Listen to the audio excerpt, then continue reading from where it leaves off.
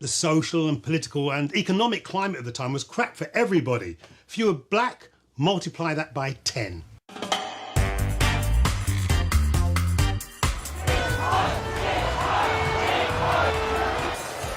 Britain was for me, quite a hostile place growing up.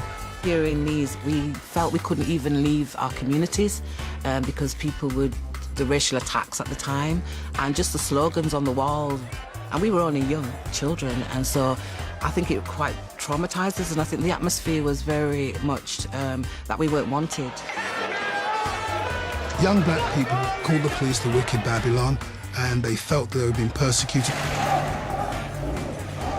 We were treated like shit back in those days. And we were desperate for something that would lift us up.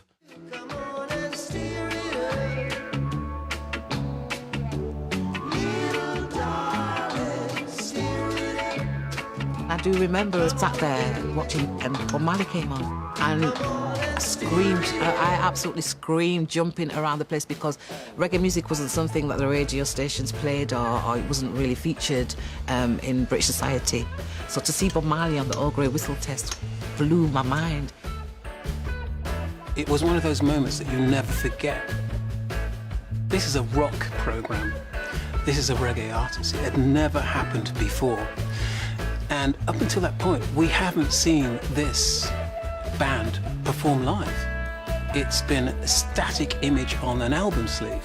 So really, really a powerful performance. Marley's presence resonated with the condition, particularly of young black people in Southampton, because they were told for so long they're not good enough, they can't get jobs. They were sent to schools that were supposed to be for people who were deficient in some way or the other.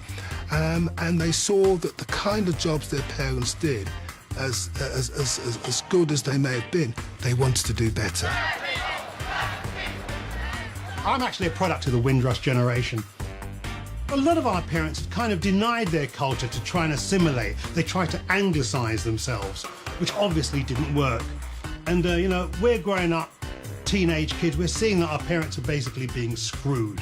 And that's what Bob did at that moment in time. He lifted the black youth of this country.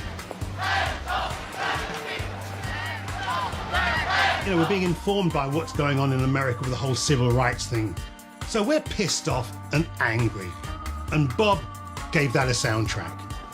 It was like doors were just open to this music and to this man.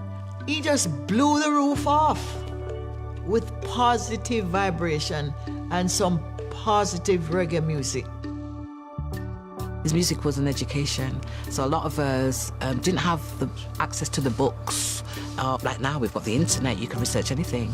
He was like our internet. Through music, we got educated and we learned about ourselves and had a sense of pride in who we were. Bob Marley definitely changed Britain. And that message of unity and love, I think we need his music more now than ever.